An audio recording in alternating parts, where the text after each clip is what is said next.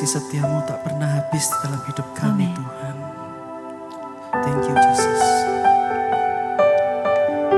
Terima kasih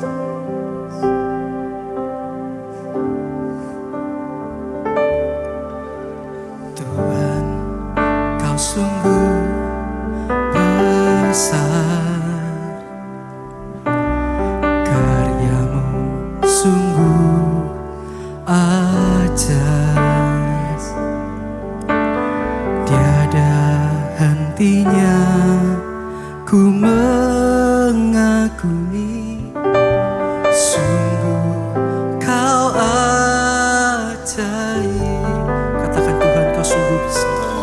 Tuhan, kau sungguh besar, karyamu sungguh ajaib, tiada hentinya ku mengagumi, sungguh kau ajaib. Ku mau selalu bersyukur kepadamu Tuhan, anugerahmu mempesonaku, selalu dan selalu kau angkat hatiku, kau membuatku berharga di matamu. Mari saya undang bangkit berdiri, sama-sama kita nyanyikan Tuhan kau sungguh besar. Tuhan kau sungguh besar, karyamu sungguh ajaib, tiada hentinya ku mengagumi, sungguh kau ajaib. Katakan sekali lagi, Tuhan kau sungguh besar. Tuhan kau sungguh besar, karyamu sungguh ajaib, tiada hentinya ku mengagumi, sungguh kau ajaib. Ku mau selalu bersyukur kepadamu Tuhan, anugerahmu mempesonaku, selalu dan selalu kau angkat hatiku, kau membuatku berharga di matamu. Ku mau selalu bersyukur kepadamu Tuhan, anugerahmu mempesonaku, selalu dan selalu kau angkat hatiku, kau membuatku berharga. Berapa banyak di antara kita saat ini yang mengalami anugerah Tuhan? Boleh angkat tangannya.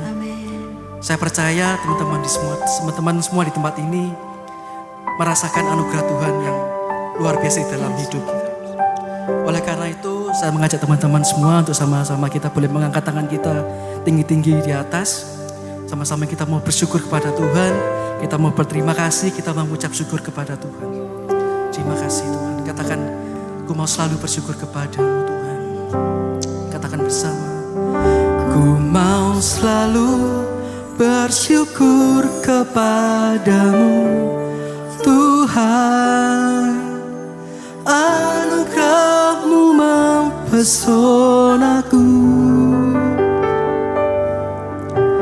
selalu dan selalu kau angkat hatiku, kau membuatku berharga.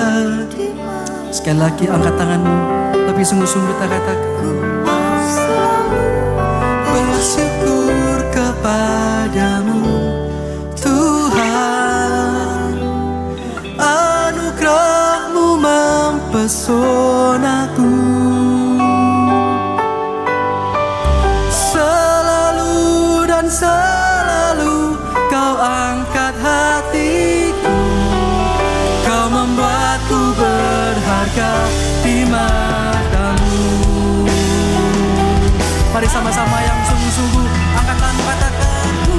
Mau selalu bersyukur kepadamu Tuhan.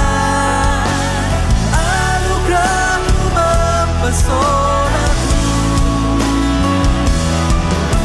Selalu dan selalu kau angkat hatiku. Kau membuatku berharga di mata. Katakanku mau selalu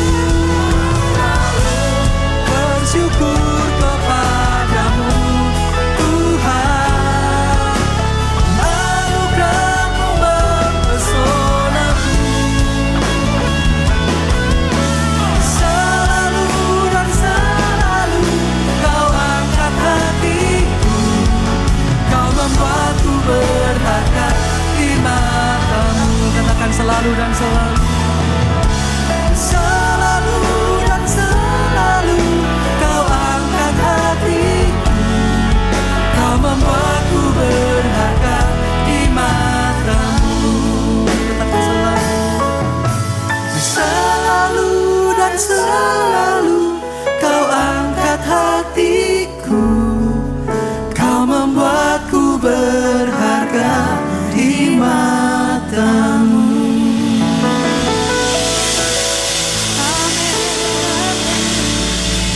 Terima kasih Tuhan. Kami sungguh berharga di mata-Mu. Kami anak muda di tempat ini mempunyai nilai hidup yang luar biasa. Kau memberkati setiap anak-anak muda di tempat ini. Kami percaya oleh karena firman-Mu mengubah setiap anak-anak muda di tempat ini. Mereka menjadi anak-anak muda yang berkualitas. Anak-anak muda yang punya etika. Anak-anak muda yang lebih dari pemenang. Urapi setiap kami di tempat ini, sehingga ketika firman disampaikan, mereka akan tumbuh subur. Mereka akan menjadi pemuda yang luar biasa. Pemuda yang cerdas, yang bernilai dan berharga di mata-Mu. Kami siap mendengarkan firman-Mu. Urapi hamba-Mu yang terbatas ini Tuhan. Engkau sendiri yang berbicara kepada setiap kami. Kami berdoa dan mengucap syukur. Haleluya. Amin. Saya persilakan untuk duduk. Shalom semuanya. Hari ini saya akan berbicara firman Tuhan dengan judul Your ethic is your value. Etikamu adalah nilaimu. Saya percaya kalau berbicara mengenai etika, kita semua pasti sudah tahu. Tetapi yang hari ini saya ingin tekankan adalah etika secara Kristen. Apa etika Kristen? Etika Kristen adalah pedoman moral yang berfungsi untuk menunjukkan kepada umat Kristen bagaimana seharusnya kamu hidup. Bagaimana seharusnya kamu hidup. Jadi apakah hidup kita sekarang ini sudah layak di hadapan Tuhan atau belum? Karena etika Kristen ini satu pedoman kepada umat Kristen supaya orang melihat kelakuan kita ini bagaimana. Dan hidup kita ini harus berlandaskan kepada firman Tuhan. Karena etika itu dari bahasa Yunani yang berarti ethos, yang artinya adalah kebiasaan atau karakter. Kita melihat, khususnya saya melihat anak-anak muda sekarang ini, menurut saya etikanya itu semakin lama semakin berkurang.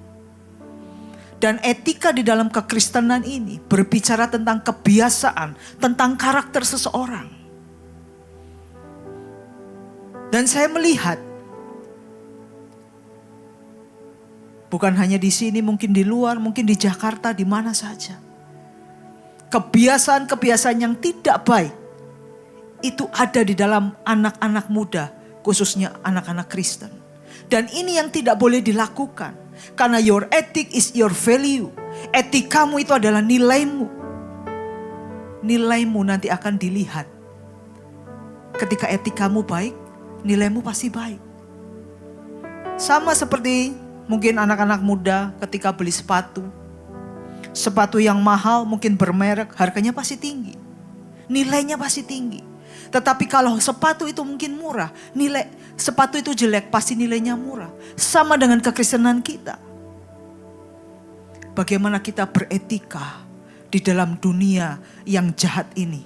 Apakah kita masih punya nilai? Bagaimana nilai hidupmu? Kita jangan hidup hanya supaya hidup-hidup saja, seperti mayat hidup. Enggak, tapi kita punya nilai di hadapan Tuhan. Jika melihat perkembangan teknologi yang begitu pesat, teknologinya enggak salah. Tapi terkadang orangnya yang menyalahgunakan teknologi ini. Sehingga adalah satu keharusan bagi kita anak-anak muda untuk menjaga hidupnya. Supaya kita tidak terseret kepada arus dunia dan tinggal di dalamnya. Tapi kadang-kadang arus dunia, dosa itu enak. Dan kebiasaan anak muda cenderung untuk mengikuti tren yang ada.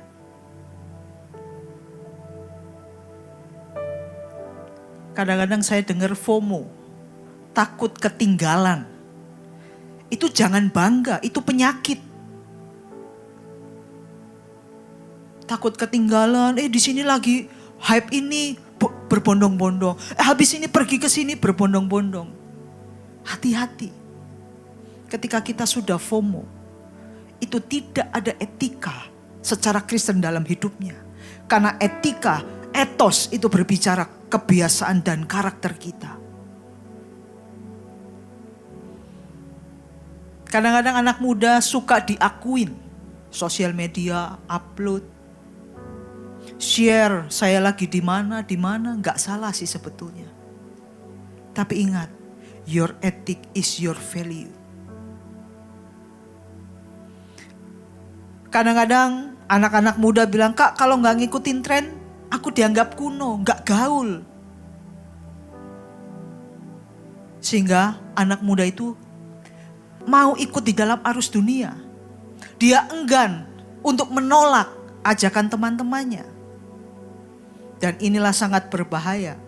Karena saya melihat banyak anak muda sekarang ini terlibat dalam tawuran mungkin ya. Kalau di sini tidak ada. Mungkin di Jakarta. Banyak anak-anak muda. Karena dia tidak punya etika, kebiasaan, karakter yang baik. Sehingga dapat kita nilai anak muda itu seperti apa. Mungkin geng motor, geng mobil, arogan di jalan.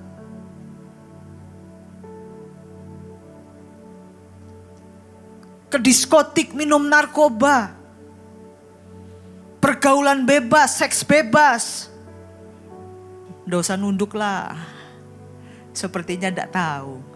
Padahal sudah tahu. Saya juga pernah muda. Bagaimana pergaulan itu. Saya dulu kos. Pergaulannya begitu bebas. Tetapi ketika kita tidak punya satu pedoman dalam hidup. Punya etika, kebiasaan, karakter yang baik. Pasti kita akan terjerumus. Zaman saya dulu, bukan zaman sekarang saja. Ketika saya masih kuliah, banyak anak-anak mungkin SMP, SMA sudah masuk di dalam prostitusi. Itu SMP, SMA. Itu sudah masuk prostitusi. Dan itu dengan siapa? Bukan dengan anak muda. Dengan siapa? Sugar daddy. Kalau gini ketawa. Karena sudah tahu semua. Tapi inilah hati-hati. Karena nilai kita itu akan dilihat. Ketika etika, kebiasaan, karakter kita itu baik, pasti nilai hidupmu pasti akan baik. Tapi ketika kita asal-asalan di dalam etika, sopan santun, sudahlah gak apa-apa lah, namanya anak muda, foya-foya boleh dong. Dikit-dikit dosa gak apa-apa, colek-colek dikit gak apa-apa. Ingat, engkau anak muda di dalam kekristenan. Engkau bukan anak beragama Kristen. Anak muda beragama Kristen dengan orang Kristen itu berbeda. Kalau orang beragama Kristen, itu hanya agamawi. Cuman ke gereja, duduk, komsel, pulang. Setelah pulang dari tempat ini, berbuat dosa lagi. Tetapi ketika kita, orang Kristen, orang yang mencerminkan hidupnya sebagai umat pilihan Tuhan. Cerminkan hidupmu, cerminkan Kristus dalam hidupmu. Karena kita harus menjadi teladan. Kita harus menjadi cerminan Allah. Kita harus menjadi terang dan garam dunia. Tidak gampang, apalagi zaman sekarang. Teknologi semakin pesat. Etika semakin gak karuan.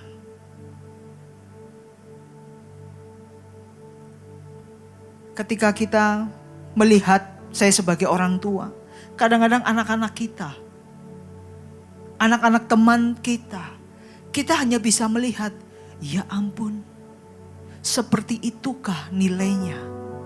Orang yang tidak tahu sopan santun. Ketika kita punya etika yang baik, percayalah masa depanmu akan baik. Karena masa depan bukan ditentukan dari kekayaanmu. Bukan ditentukan dari skillmu. Bukan ditentukan dari pengetahuanmu. Kamu S1, S2, S7. Tapi dari etika, nilai hidupmu di hadapan Tuhan.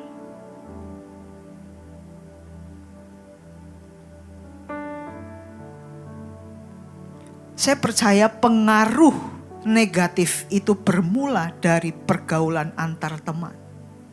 Coba bayangkan pada saat saya kuliah. Teman-teman saya satu kos, banyak yang tidur. Memang tidur, pasti tidur. Tapi tidur dengan siapa? Itu banyak dan saya lihat. Apakah saya iri? Duh, itu semua sudah punya gebetan, sudah punya cowok. Kok aku gak laku-laku ya? Pada saat itu, ini cerita. Satu angkatan saya di tahun 94. Di Juni itu mungkin ada, saya lupa 10 atau 7. Semua laku. Tinggal 2, saya dan teman saya. Saya pikir itu semua kok sudah punya cowok ya, saya kok belum. Kasihan banget. Jadi kalau hari Sabtu kita cuma nongkrong di kos, semua pada pergi, ada yang di kamar. Saya gak ngomong ngamar, bukan. Ada di kamar. Saya bingung. Gimana ya? Gimana nih cari cowok ini? Kok semua gak ada yang mau sama saya? Setelah saya berpikir, ternyata kalau kita gak punya etika, kebiasaan karakter yang baik, bisa terjerumus di dalam hal-hal yang tidak kudus, tidak suci. Karena imanmu pasti goyah. Suatu ketika saya punya pacar. Jangan tanya pacarnya siapa. Saya punya pacar. Apakah saya tergoda? Sebagai anak muda, jujur saya tergoda. Ini jangan anak saya dengar nanti, Mami. Jujur tergoda. Tetapi saya punya prinsip bahwa saya tidak boleh. Namanya anak muda. Saya gak bisa bilang alah munafik. Saya percaya kok. Saudara gandengan tangan aja gereng. Nggak usah ketawa lah.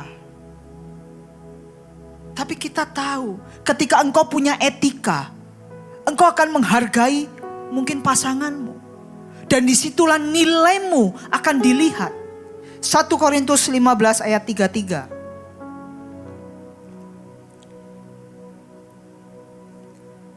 Janganlah kamu sesat. Pergaulan yang buruk merusakkan kebiasaan yang baik. Ketika pergaulanmu buruk, merusak kebiasaan baik, kamu apa? Sesat. Orang suka ngerokok. Tadinya misalnya tidak ingin merokok. Lama-lama bergaul dengan orang perokok. Suatu saat engkau akan mencoba dan akan menjadi perokok.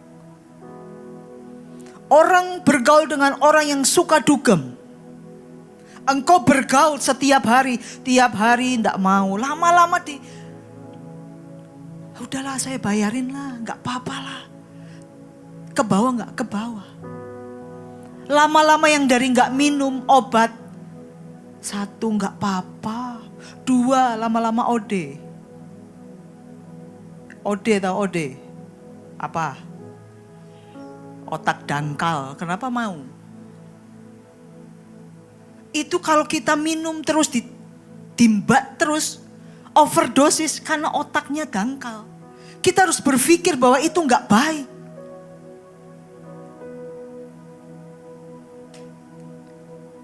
Amsal 13 ayat 20.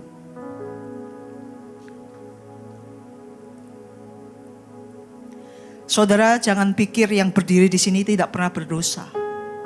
Saya ketika kuliah terjerumus juga. Teman-teman saya semua merokok. Saya iseng. Enak ya? Teman saya bilang, enak. Mau coba? Enggak. Pertama.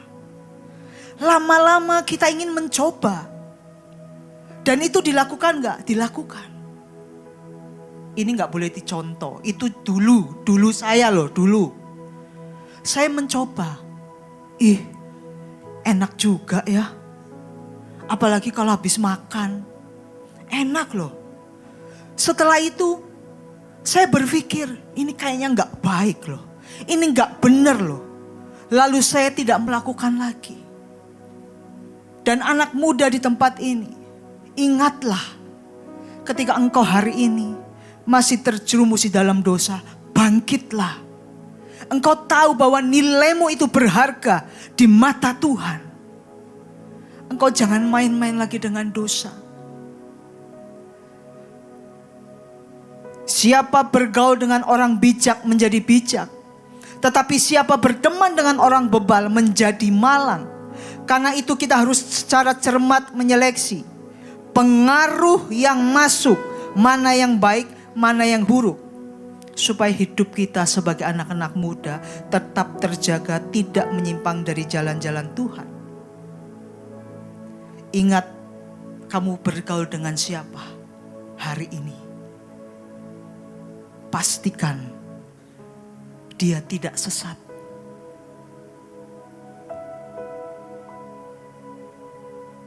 Jangan bergaul lagi dengan orang yang punya pengaruh buruk. Justru bergaul dengan orang yang bisa membangun kita. Pacaran pun sama.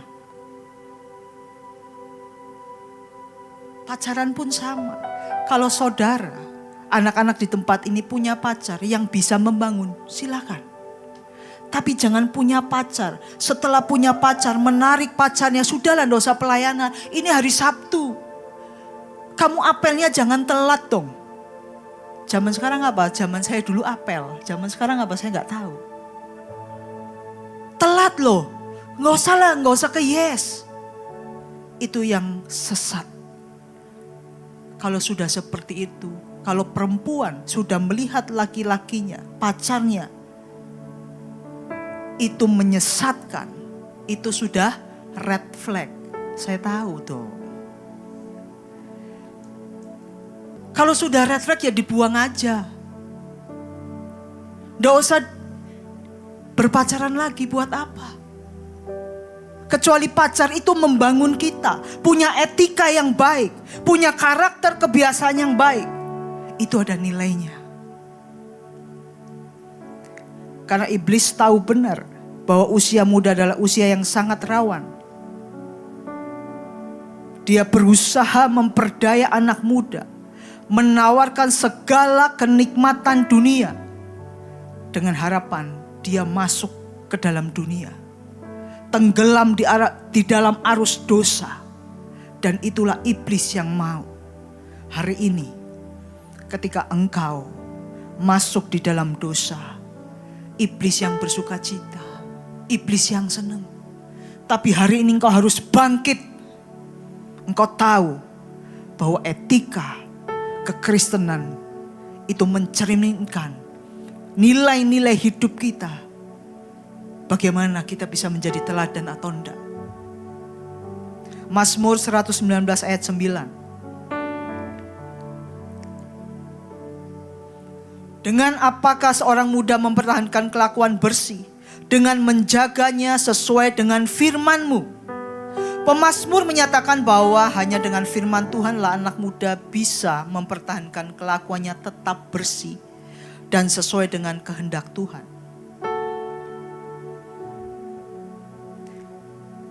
Anak muda, jangan pernah ragu untuk datang kepada kebaktian-kebaktian seperti ini. Karena di sini engkau dibangun imanmu, etikamu, kebiasaanmu, karaktermu dibangun. Supaya suatu saat nanti engkau akan menjadi anak muda yang luar biasa. Anak-anak muda yang menjadi pemenang-pemenang yang luar biasa. Jangan pernah menjauhkan diri dari pertemuan-pertemuan ibadah. Ibrani 10 ayat 26.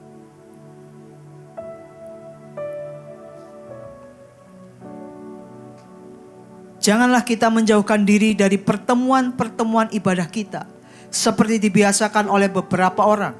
Tetapi marilah kita saling menasehati dan semakin giat melakukannya menjelang hari Tuhan yang mendekat. Hari Tuhan semakin dekat. Jangan bilang kamu masih muda. Apa yang saya kerjakan yang penting saya happy. Enjoy dulu. Tapi hari ini kita diingatkan kembali bahwa hidup kita itu tidak boleh main-main. Hidup kita itu tidak boleh sia-sia. Hidup kita ini bukan menjadi anak muda yang murahan. Karena Yesus sudah bangkit untuk kita. Dia sudah mati untuk kita. Pengorbanannya kamu sia-siakan. Apakah itu anak muda? Anak muda yang sejati? Bukan. Nilai hidup kita ditentukan oleh etika yang saudara, anak-anak muda hari ini lakukan. Ketika saudara, teman-teman semua mendengarkan firman Tuhan, iman kita ini akan timbul. Hidup kita ini pastinya harus berubah. Dari tadinya suka pergi malam, suka menipu, suka berbohong, suka ngomong jorok, suka hal-hal pornografi, hari ini harus berubah. Karena engkau di dalam perkumpulan yang baik, kebiasaan yang baik. Engkau harus menjadi anak muda yang memiliki integritas dan berani berkata tidak ketika dosa disodorkan. Mau enggak? Harus berani berkata tidak.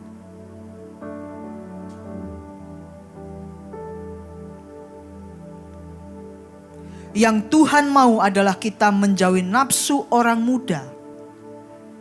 Karena segala keinginan untuk memenuhi hawa nafsu hanyalah membawa kita kepada kebinasaan. Ada firman Tuhan, jauhi nafsu anak muda. Nafsu anak muda itu luar biasa.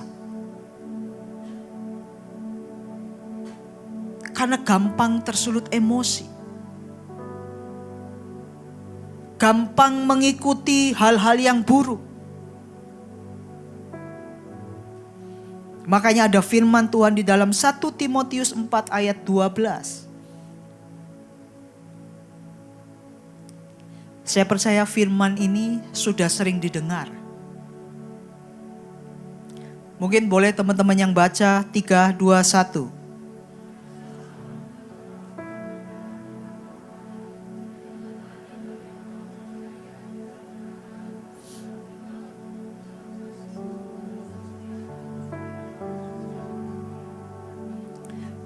Ini baca anak muda kayak Komsel senior.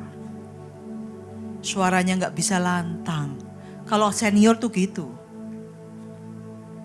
Anak muda tuh harus semangat dong. Janganlah seorang pun menganggap engkau rendah karena engkau muda. Jadilah teladan bagi orang-orang percaya dalam perkataanmu, dalam tingkah lakumu, dalam kasihmu, dalam kesetiaanmu, dan dalam kesucianmu. Saya ingin teman-teman melihat satu tokoh Alkitab, anak muda yang luar biasa. Dia punya etika karakter yang luar biasa. Sehingga dia punya masa depan yang luar biasa juga. Sehingga nilai hidupnya itu ada sesuatu yang berbeda dari orang-orang dunia. Yusuf, tahu Yusuf? Saya percaya teman-teman tahu cerita tentang Yusuf. Kita lihat di Kejadian 39 ayat yang ke-6. Di dalam ayat 1 Timotius 4 ayat 12. Itu nanti kita punya contoh Alkitab Yusuf ini. Ini ada semua di dalamnya. Dan saya minta Yusuf inilah orang yang menurut saya anak muda yang tidak pernah goyah. Dia tetap berpegang kepada Tuhan. Dan disinilah, hai engkau anak-anak muda, cobalah seperti Yusuf.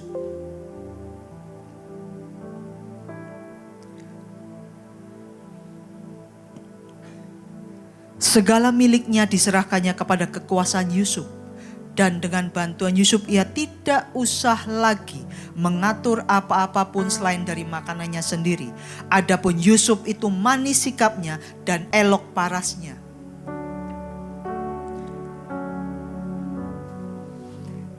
Di sini saya berbicara tentang perkataan dan tingkah laku. Tadi dikatakan semua sudah diatur sama Yusuf. Dia adalah orang yang manis sikapnya. Manis sikapnya itu berbicara perkataan kita, tingkah lakunya. Seorang Yusuf ini adalah orang yang menurut saya susah mendapatkan anak muda seperti ini. Dia punya masalah, tapi dia masih dengan perkataan dan tingkah lakunya yang luar biasa. Yang hebat menurut saya. Sehingga dia nantinya sampai kepada orang nomor 2 di Mesir. Perkataanmu, tingkah lakumu.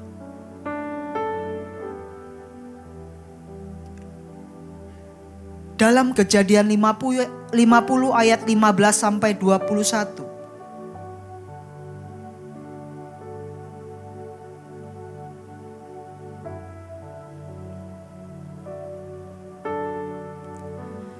Ketika saudara-saudara Yusuf melihat bahwa ayah mereka telah mati, berkatalah mereka, boleh jadi Yusuf akan mendendam kita dan membalaskan sepenuhnya kepada kita segala kejahatan yang telah kita lakukan kepadanya.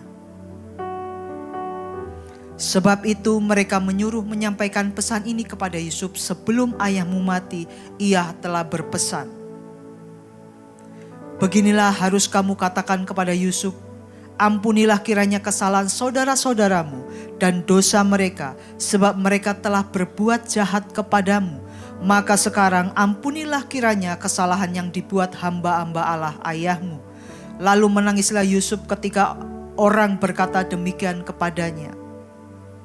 Juga saudara-saudara yang datang sendiri dan sujud di depan serta berkata, kami datang untuk menjadi budak. Tetapi Yusuf berkata kepada mereka, janganlah takut, sebab aku inilah pengganti Allah. Memang kamu telah mereka-rekakan yang jahat terhadap aku, tetapi Allah telah mereka-rekakan untuk kebaikan, dengan maksud melakukan seperti yang terjadi sekarang ini, yakni memelihara hidup suatu bangsa yang besar. Yusuf punya kasih yang luar biasa. Dia mau mengampuni kakak-kakaknya. Padahal dia sudah dijual. Dia dijadikan budak. Karena dia punya etika karakter yang baik. Sehingga dia menjaga perkataan, dia menjaga tingkah lakunya, dan juga dia punya kasih. Sehingga engkau akan menjadi anak muda yang tidak dianggap rendah. Kalau engkau hari ini dianggap rendah, kalau etikamu tidak karuan, berantakan, harus dimaklumi dong. Tapi kalau saudara, anak-anak muda tidak mau dianggap rendah, jaga perkataanmu, jaga tingkah lakumu. Engkau mempunyai kasih, ampuni teman-teman yang bersalah kepada kamu. Yang terakhir itu adalah kesetiaan dan kesucianmu. Kita lihat di dalam Kejadian 39 ayat 7 sampai 9.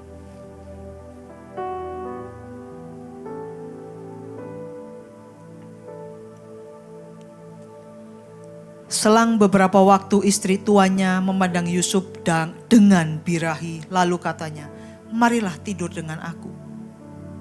Tetapi Yusuf menolak dan berkata kepada istri tuanya itu, dengan bantuanku tuanku itu tidak lagi mengatur apa yang ada di rumah ini, dan ia telah menyerahkan segala miliknya pada kekuasaanku.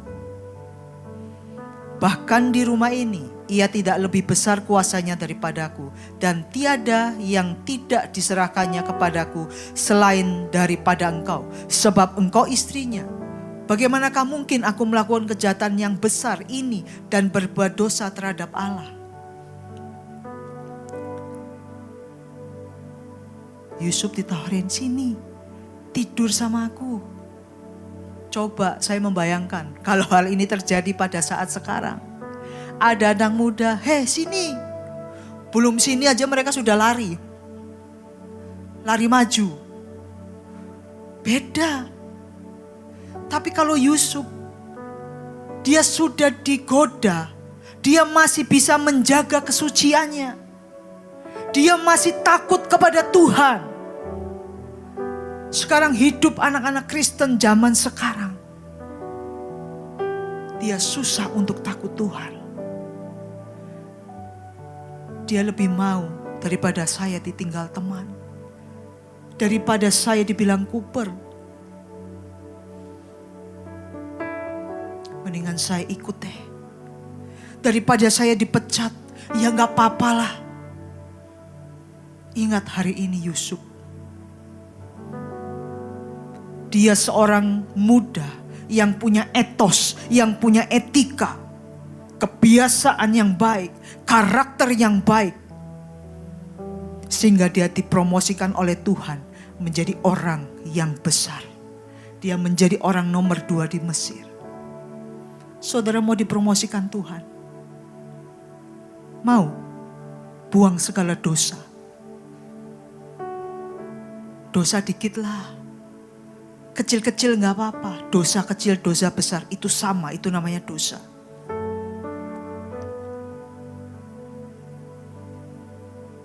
Ada masa depan bagi orang yang beretika. Nilai hidupmu akan berbeda ketika engkau punya etika, punya kebiasaan yang baik. Masa depanmu bukan ditentukan oleh skill, jabatan, kekayaan. Mungkin orang yang punya skill, punya kekayaan, punya jabatan, itu dia cepat naik ke atas. Cepat, karena mungkin kaya.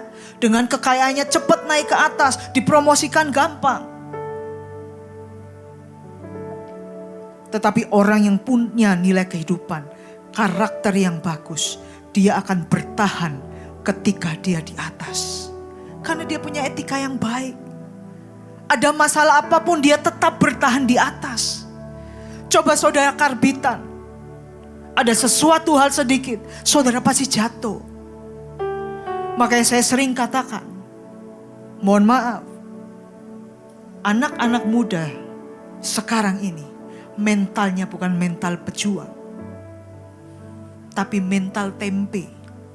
Mohon maaf, karena sering saya menjumpai ada masalah sedikit. Tapi coba, kita harus menjadi orang-orang seperti Yusuf.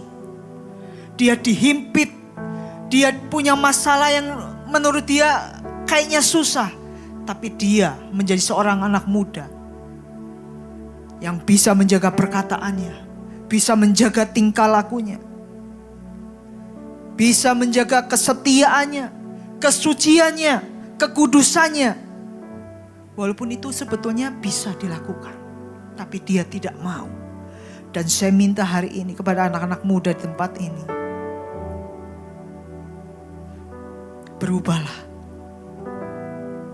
Saya minta mungkin WL Singer untuk maju ke depan.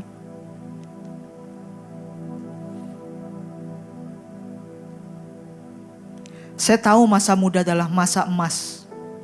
Masa yang mungkin bisa berfoya-foya.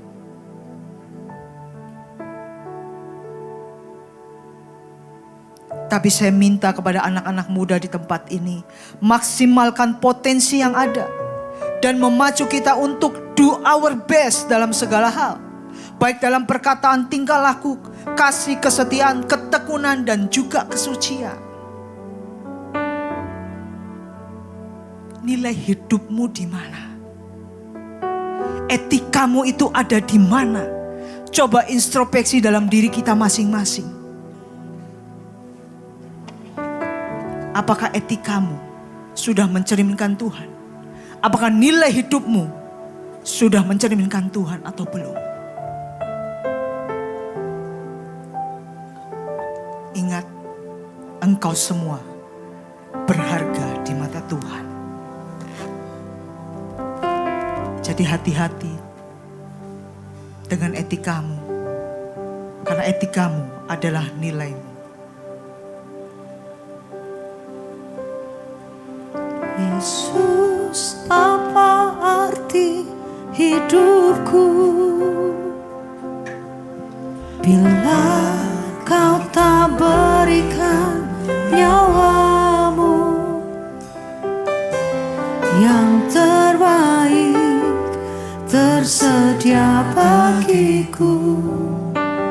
Ku bersyukur atas kasih karunia-Mu,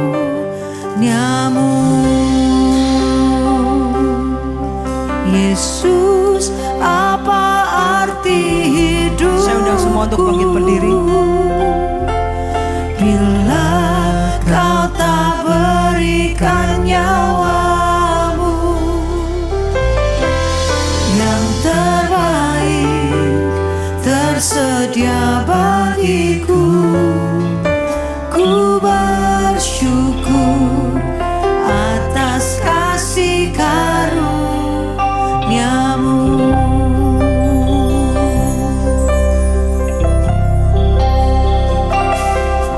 Salib-Mu membuka mataku, betapa berharga nilai hidupku.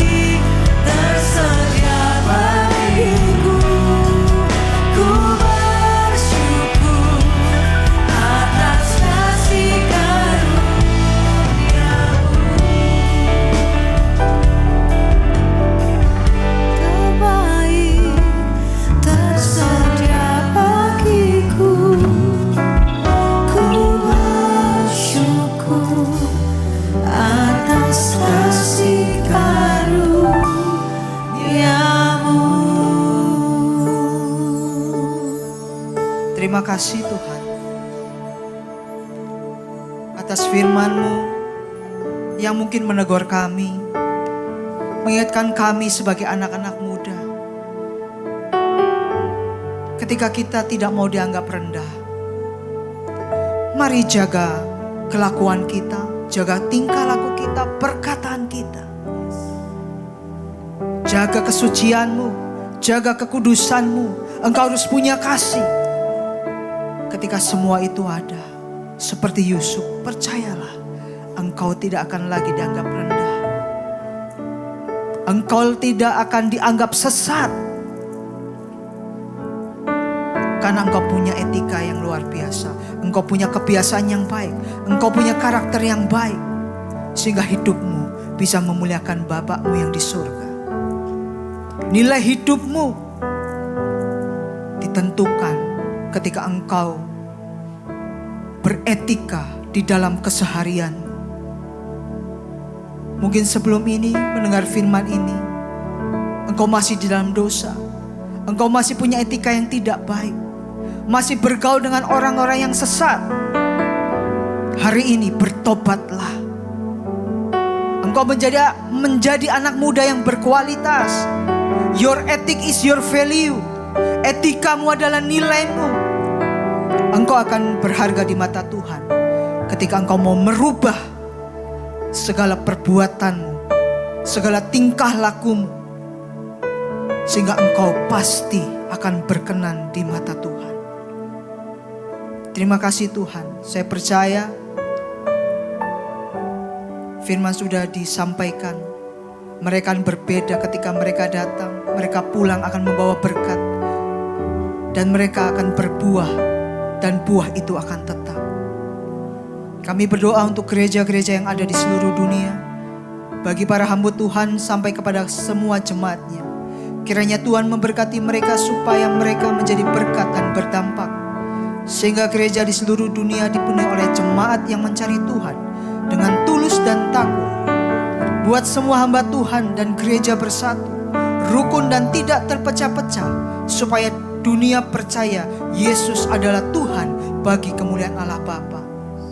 Demikian juga untuk gereja di mana kami Engkau percayakan untuk mengembalakannya, yaitu gereja Blessing in the Spirit. Tuhan, kami berdoa untuk persembahan dari jemaat. Kiranya Tuhan menerima dan membalas berkali-kali lipat. Biar persembahan ini berkenan kepada Tuhan, sebagaimana persembahan Habel. Tuhan, beri kemurahan-Mu, balaslah kebaikan dan kerelaan hati jemaat.